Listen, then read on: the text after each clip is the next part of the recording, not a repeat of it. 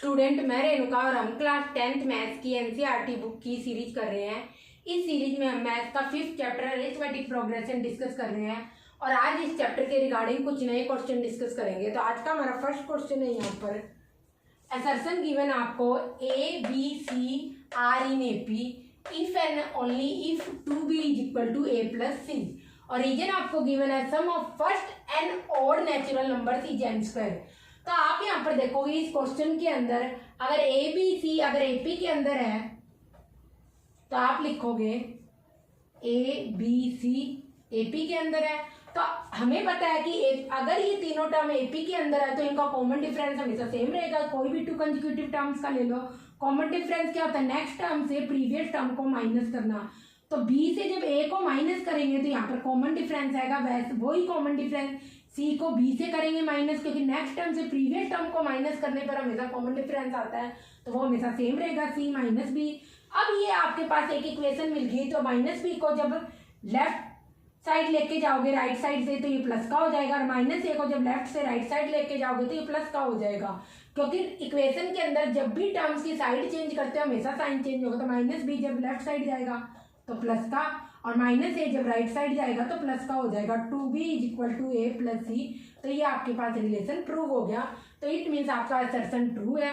इसके बाद रीजन आपका sum of first n odd natural numbers n square होता है, तो obviously sum of first n odd natural numbers n square होता है। अभी इसके रिगार्डिंग हम कॉन्सेप्ट और क्वेश्चन भी सोल्व करेंगे, तो रीजन भी एक बार आप देख लो, ये सही है। और बट आप यहाँ पर देखोगे जो रीजन है असर्शन को यहाँ पर एक्सप्लेन नहीं करेगा, तो इट मीन्स आप लिखोगे असर्शन और रीजन दोनों ही ट्रू है। रीजन इज नॉट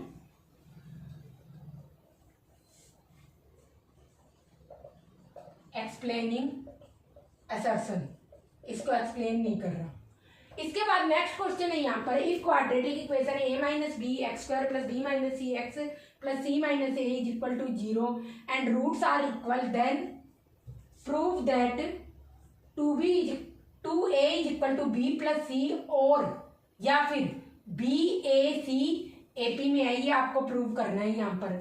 तो आप देखोगे इस क्वेश्चन के अंदर ये आपके क्वाड्रेटिक इक्वेशन का क्वेश्चन है, बट उस टाइम हमने AP arithmetic progression solve discuss नहीं की थी तो इसलिए इस क्वेश्चन को नहीं लिया। यहाँ पर देखते हैं, बहुत अच्छा क्वेश्चन है।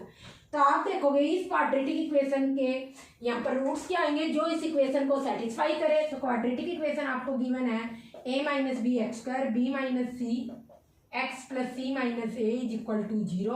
अगर x की वैल्यू आप यहाँ पर 1 पुट करोगे, सेटिस्फाई करने का मीनिंग है लेफ्ट और राइट साइड इक्वल आए, तो x को अगर आप यहाँ पर 1 पुट करोगे तो आप देखो इस इक्वेशन के अंदर a minus B x square मतलब 1 square, b minus C x मतलब 1 और प्लस सी माइनस ए, और a से a कट गया, यहाँ पर b से b कट गया और c से c कट गया। तो कुल मिलाकर आप देखोगे लेफ्ट और राइट साइड दोनों ही आपके क्या आ गए, यहाँ पर 0 आ गए। तो 0 इज इक्वल टू 0, तो it means x is equal to 1 इस इक्वेशन को सेटिस्फाई करेगा। तो x इसका एक रूट होगा, तो x अगर एक रूट है तो इसमें क्या है, roots are equal, it means दोनों ही रूट्स इस क्वाड्रेटिक इक्वेशन के क्या होंगे, 1,1 ही होंगे, 1,1। अब आपको दे रखा है अगर दोनों रूट्स 1,1 हुए तो हमें पता है प्रोडक्ट ऑफ रूट्स क्या होता है, इज इक्वल टू रूट्स क्या है, ये इनका प्रोडक्ट क्या होगा, मल्टीप्लाई। और ये वैसे ये रिलेशन किसके बराबर होता है, क्वाड्रेटिक इक्वेशन के साथ कांस्टेंट टर्म अपॉन में coefficient of x square, constant term upon में कोफिशिएंट ऑफ एक्स स्क्वायर। जब भी हम प्रोडक्ट ऑफ रूट्स की बात करते हैं क्वाड्रेटिक इक्वेशन के केस में वो होती है कांस्टेंट टर्म अपॉन में कोफिशिएंट ऑफ एक्स स्क्वायर, ये आपकी क्वाड्रेटिक इक्वेशन से आती है। तो आप देखोगे कांस्टेंट टर्म मतलब जिसमें एक्स वेरिएबल नहीं है, सी माइनस ए, और कोफिशिएंट ऑफ एक्स स्क्वायर है आपका यहाँ पर जो एक्स स्क्वायर के मल्टीप्लाई में ए माइनस बी लिख लोगे। और प्रोडक्ट ऑफ रूट्स क्या है, 1 इंटू 1 1 रहेगा, ये आपके पास आ जाएगा सी माइनस ए माइनस बी, इसको क्रॉस मल्टीप्लाई कर दोगे ए माइनस बी सी माइनस ए, ये एक इक्वेशन बन गई। माइनस ए को लेफ्ट साइड लेके जाओगे तो प्लस का हो जाएगा, माइनस बी को राइट साइड लेके जाओगे तो प्लस का हो जाएगा। 2a is equal to B plus C, या तो आप ये कह दो और आप ऐसे भी कह सकते हो बी ए सी किस में है, एपी के अंदर है। तो आप कुछ भी कह दो दोनों ही सेम होंगे, तो ये क्वेश्चन इस टाइप से होगा। बहुत अच्छा क्वेश्चन है, कॉपी कर लो। फिर नेक्स्ट टॉपिक देखते हैं। तो इसके बाद हम देखते हैं sum of first N natural number, sum of first N even natural number, sum of first N odd natural numbers का हम यहाँ पर सम डिस्कस करेंगे क्या क्या होता है।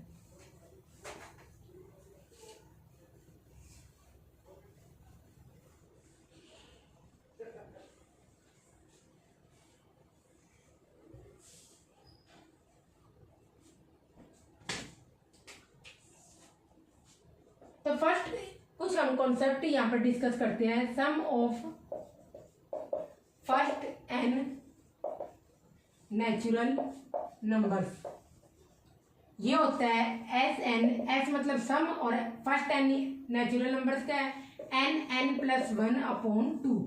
तो आपके पास नेचुरल नंबर्स क्या होते हैं? नेचुरल नंबर्स होते हैं 1 2 3 so on, lakh million billion, सारे के सारे पॉजिटिव क्या होंगे? नेचुरल नंबर्स होंगे।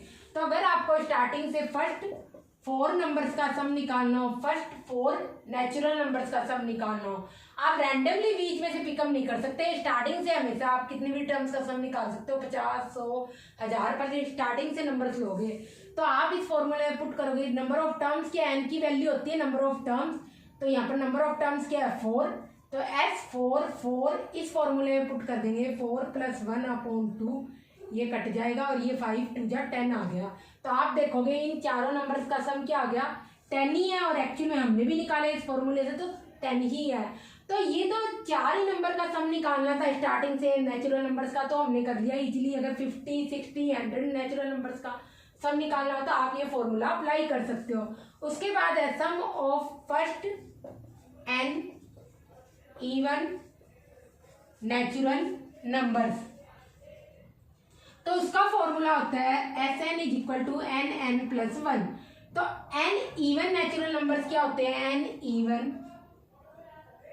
Even natural numbers is equal to होते हैं आपके 2 4 6, ये सारे के सारे क्या होंगे? इवन नेचुरल नंबर्स होंगे। और इनका अगर हमें सम निकालना तो हमें स्टार्टिंग से 3 टर्म्स देख लेते हैं। एन की वैल्यू होगी 3, एन क्या नंबर ऑफ टर्म्स है, एन की वैल्यू 3 होगी। इन 3 नंबर्स का हमें सम निकालना है, तो एस 3 इस फॉर्मूले में पुट करेंगे 3 प्लस 1, तो ये आ जाएगा यहाँ पर 12, और ये देख लो 12 भी है।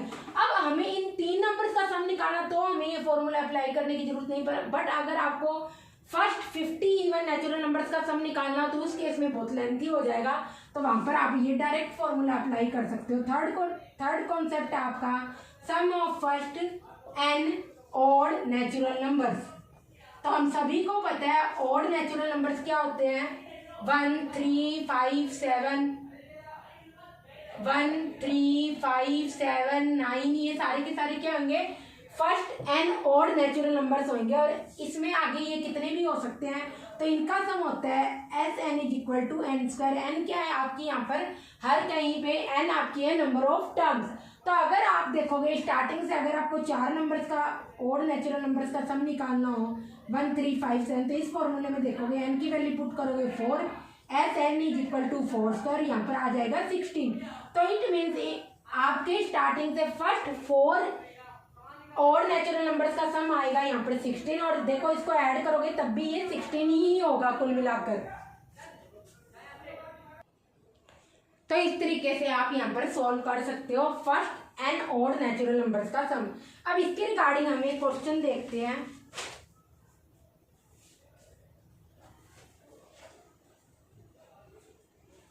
बट ये आपको पता खुद ही लगाना पड़ेगा कि वहां पर एन ऑड नेचुरल नंबर्स का सम दे रखा है, ये पूछ रखा है, या एन इवन नेचुरल नंबर्स का सम, या ओनली एन नेचुरल नंबर्स का सम। और सम हमेशा स्टार्टिंग से लेते हैं टर्म्स का, ऐसे नहीं आप रैंडमली बीच में से कितने भी टर्म्स पिकअप कर सकते हो।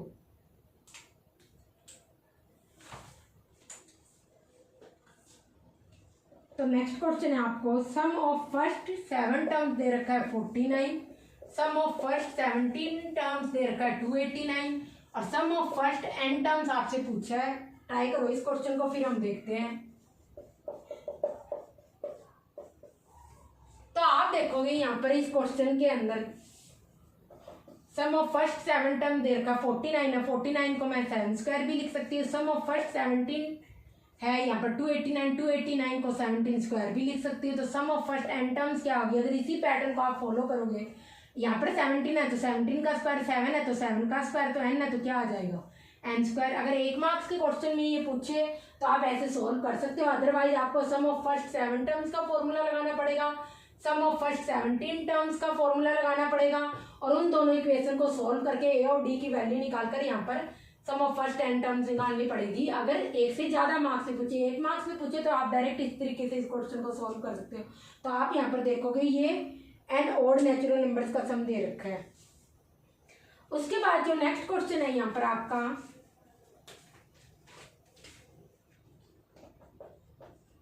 Which term of AP 65, 61, 57, 53 dash ऐसे सो ऑन चलती रहेगी, is the first negative term. ये आपको सोल्व करना है। यहाँ पर ट्राई करो, फिर हम देखते हैं क्वेश्चन।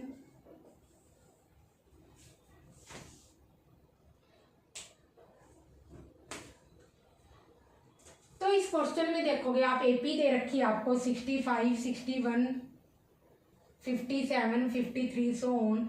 इस एपी की फर्स्ट टर्म है यहाँ पर जो स्टार्टिंग में वो है 65, कॉमन डिफरेंस है आपका जिसे स्मॉल डी से डिनोट करते हैं। 61 माइनस 65 माइनस का 4 है। तो आपको यहाँ पर nth term first negative term निकालनी है इस एपी की। तो एपी की जनरल टर्म निकालने का फॉर्मूला होता है an is equal to n, मतलब जनरल टर्म निकालनी है, nth टर्म निकालनी है a plus n minus 1 D, ये फॉर्मूला होता है। तो आपको कह रहा है कि फर्स्ट नेगेटिव टर्म हो, इट मीन जो nth टर्म है वो क्या होनी चाहिए, 0 से छोटी होनी चाहिए, तभी वो क्या होगी, नेगेटिव टर्म होगी। तो a n लेस देन 0 होना चाहिए। तो a n की वैल्यू क्या है, a plus N minus 1 D, a plus N minus 1 D, ये लेस देन 0 होना चाहिए। अब यहाँ पर a और d की वैल्यू रख दो। a की वैल्यू 65 है, d की वैल्यू -4 है। a की वैल्यू 65 है, d की वैल्यू -4 है, ये लेस देन 0 होना चाहिए। इसको फर्दर सोल्व करेंगे तो 65 -4 को n से करेंगे -4n, और -4 को -1 से करेंगे +4 जी इज इक्वल टू 0। ये आ गया, ऐड हो जाएगा 69 माइनस का 4n इज इक्वल टू 0। और आप इस माइनस के 4n को जब उधर लेके जाओगे तो ये हो जाएगा 4n, और 4n की वैल्यू अब यहाँ पर आ जाएगी ग्रेटर देन 69, तो n की वैल्यू आ जाएगी 69/4, और जब इसको आप 4 से डिवाइड करोगे तो आपके पास आ जाएगा 69 17 पॉइंट समथिंग आएगा। यहाँ पर n greater than 17 point something आएगा, तो ऑब्वियसली n क्या होना चाहिए, इससे बड़ा होना चाहिए 17 पॉइंट समथिंग से। तो n क्या है, नंबर ऑफ टर्म्स है, और नंबर ऑफ टर्म्स कभी नेगेटिव, तो हम मैं क्या कह रही हूँ, टर्म की वैल्यू नेगेटिव आ सकती है, नंबर ऑफ टर्म्स कभी नेगेटिव नहीं हो सकती। तो n क्या होगी, यहाँ पर नंबर ऑफ टर्म्स है, नंबर ऑफ टर्म्स तो कभी नेगेटिव हो नहीं सकती, तो n की वैल्यू यहाँ पर क्या आ जाएगी 18। तो टोटल नंबर ऑफ टर्म्स क्या होगी, यहाँ पर 18 टर्म्स होगी। जो फर्स्ट नेगेटिव टर्म होगी वो आपकी 18th टर्म होगी, 18th टर्म। तो ये इसका आंसर आ गया। 18th टर्म क्या होगी, इस एपी क्या चाहिए आप निकाल के देख लेना, फर्स्ट नेगेटिव टर्म होगी इस एपी की।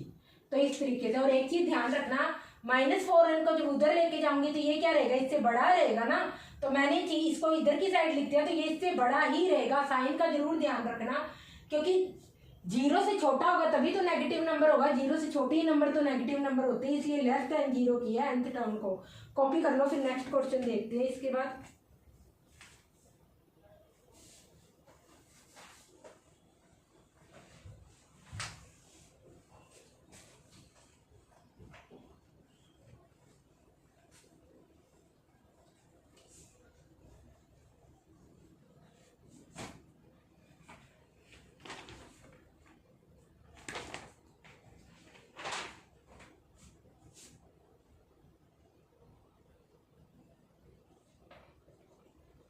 In an AP of 40 terms, sum of first 9 terms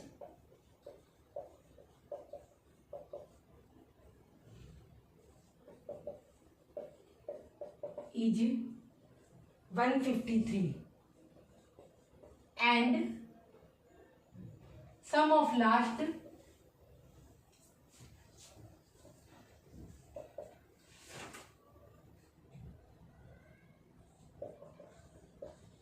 6 terms is 687। तो आपको फाइंड करनी है, find first term and common difference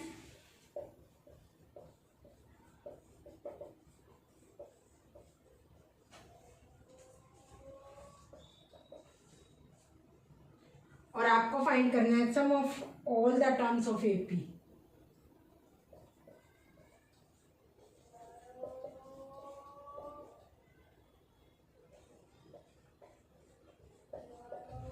try करो इस क्वेश्चन को, फिर देखते हैं। 5 मार्क्स में ये क्वेश्चन पूछा गया था।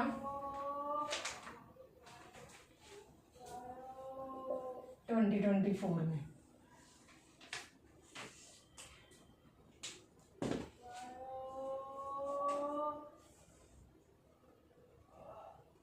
तो आप देखोगे इसके अंदर, इस क्वेश्चन में यहाँ पर एक एपी में टोटल टर्म्स क्या है, एन है, 40 टर्म्स है।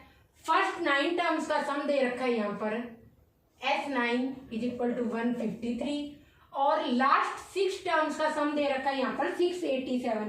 तो इसमें टोटल 40 टर्म्स है, तो मैं ऐसे लिख सकती हूँ लास्ट 6 टर्म का sum of first 40 terms minus sum of first 34 terms is equal to आपको दे रखा है 687। क्यों? क्योंकि मैंने क्या किया है, स्टार्टिंग से 40 टर्म्स का सम ले लिया और स्टार्टिंग से उसमें से 34 टर्म्स का सम घटा दिया, तो मेरे पास क्या आ गई 35, 36, 37, 38, 39, 40 लास्ट की 6 टर्म्स का सम आ गया। तो मैंने इस टाइप से ऐसे लिख दिया। अब हम सभी को पता है sum of first n terms of AP होती है, जनरल फॉर्मूला था Sn is equal to n/2 2a plus n-1d। ये आपके पास होता है sum of first n terms of an AP का फॉर्मूला। तो यहाँ पर आपको दे रखा है सम ऑफ फर्स्ट 9 टर्म्स दे रखी है, तो n की वैल्यू पहले क्या दे रखी है 9। तो इसमें केस में लिख दोगे, यहाँ पर रख दोगे सम ऑफ फर्स्ट 9 टर्म्स क्या हो जाएगा S9 जो कि आपको 153 दे रखा है, n की जगह हर कहीं 9 पुट कर दोगे और 2a प्लस n-9-1 और ये आ गया d। इसको फर्दर सोल्व करोगे तो ये आ जाएगा 153 9/2 2a प्लस 8d और ये आ जाएगा 153 9/2 2 कॉमन ले लो इंटू 2a प्लस 4d। तो ये 2 से 2 कट गया और आपके पास क्या आ गई यहाँ पर जो इक्वेशन आ गई 9a प्लस 36d। क्या बताइए, देखो 9 से आई थिंक यहाँ पर कट रहा है 17 पर कटेगा ये यहाँ पर। 9 से भी इसको काट दो, फिर अंदर मल्टीप्लाई करने की नीड नहीं होगी आपको। पहले 2 को 2 से काट दिया कॉमन लेकर और इस 9 को 153 से काट दिया, तो आपके पास फर्स्ट इक्वेशन आ गई a plus 4d is equal to 17। ये फर्स्ट इक्वेशन आ गई। अब उसके बाद सेकंड इक्वेशन हमारी क्या बनेगी, यहाँ पर लास्ट 6 टर्म का सम दे रखा है 687। तो आप लिख सकते हो S40 minus S34 is equal to 687।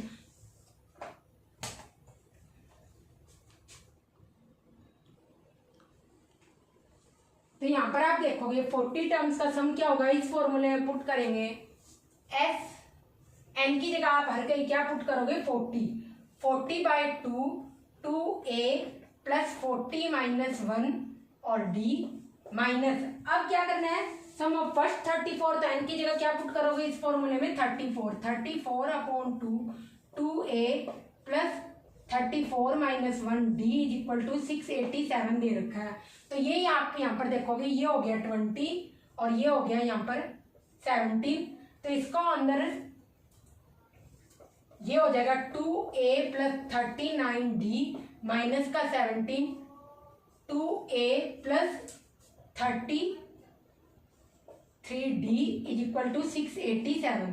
तो इसको फर्दर सोल्व करोगे तो आपको यहाँ पर मल्टीप्लाई करके करोगे सोल्व, तो ये आपके पास आ जाएगा इधर 20 को अंदर 2a से मल्टीप्लाई करोगे तो ये आ जाएगा 40a और 20 को अंदर 39 से मल्टीप्लाई करोगे तो ये 0 780D माइनस 2a को 17 से मल्टीप्लाई करोगे 34a, और ऐसे ही 17 को जब 33 से मल्टीप्लाई करोगे तो ये आ जाएगा, ऐसे करके कर लो ना, बात ही खत्म।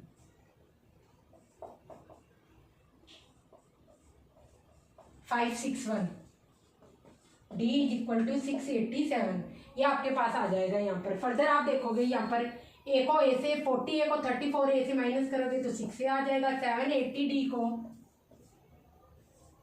561 से माइनस करोगे तो ये आ जाएगा 219। D इज इक्वल टू 687, ये आपके पास सेकेंड इक्वेशन होगी। अब इन दोनों इक्वेशन को जब आप सोल्व करोगे, फर्स्ट और सेकंड इक्वेशन को, तो आपके पास a और d की वैल्यू आ जाएगी। तो फर्स्ट इक्वेशन में अब आपको फर्स्ट और सेकंड इक्वेशन को सोल्व करना है, तो आपको a और d की वैल्यू निकालनी, या तो आप a को इक्वल कर लो, दोनों की जो टर्म है a वाले a का कोफिशिएंट सेम कर लो या d का कोफिशिएंट सेम कर लो। तो यहाँ पर 6a है तो इसको भी अगर 6 से मल्टीप्लाई कर देंगे तो आपके पास आ जाएगा 6a प्लस 24d, और ये आ जाएगा 17 6 जा आपका यहाँ पर होता है 102।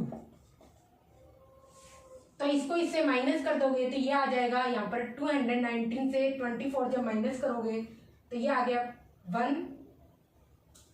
195D, और ये आ जाएगा 5 8 585, और D को जब इससे डिवाइड करोगे तो ये देख लो किस पे जा रहा है, 3 पे आई थिंक हो सकता है जा रहा हूँ।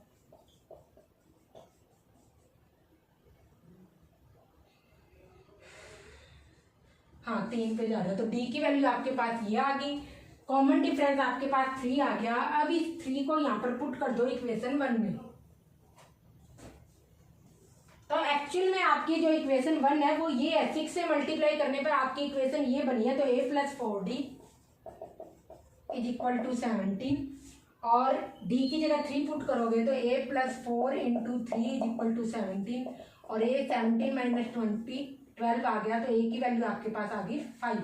तो आपके पास a और d की वैल्यू आ गई। सम ऑफ फर्स्ट 40 टर्म्स निकालना है, तो आप इस फॉर्मूले में अप्लाई कर सकते हो s, जो कि हमारा ये है 40 टर्म्स का सम निकालना है। तो s 40 is equal to 40/2, a की वैल्यू क्या है यहाँ पर 5 निकालनी है, प्लस n-1 40 टर्म्स का सम निकालना है तो 39 आ गया, और d की वैल्यू आपके पास क्या आ गई 3। तो इसको सोल्व कर लेना, आपके पास आपका आंसर आ जाएगा। सम ऑफ फर्स्ट 40 टर्म्स आपका आंसर आ जाएगा।